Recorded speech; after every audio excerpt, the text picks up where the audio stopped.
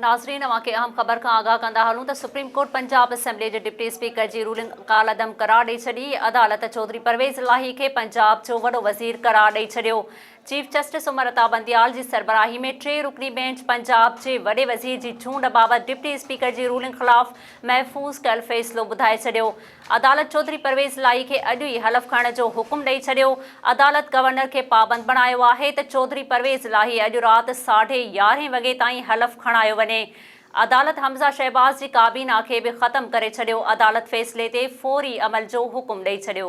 नाज़रीन अवां खे अहम ख़बर खां आगाह कंदा हलूं त सुप्रीम कोर्ट पंजाब असेंबली जे डिप्टी स्पीकर जी रूलिंग कालअदम करार ॾेई छॾी। अदालत चौधरी परवेज़ इलाही खे पंजाब जो वॾो वज़ीर करार ॾेई छॾियो। चीफ जस्टिस उमर अता बंदियाल जी सरबराही में 3 रुकनी बेंच पंजाब जे वॾे वज़ीर जी चूंड बाबति डिप्टी स्पीकर जी रूलिंग ख़िलाफ़ महफ़ूज़ कयल फ़ैसिलो ॿुधाए छॾियो। अदालत चौधरी परवेज़ इलाही खे अॼु ई हलफ़ खणण जो हुकुम ॾेई छॾियो।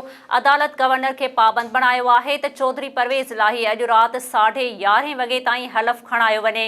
अदालत हमज़ा शहबाज़ जी काबीना खे बि ख़त्म करे छॾियो। अदालत फ़ैसिले ते फ़ौरी अमल जो हुकुम ॾेई छॾियो।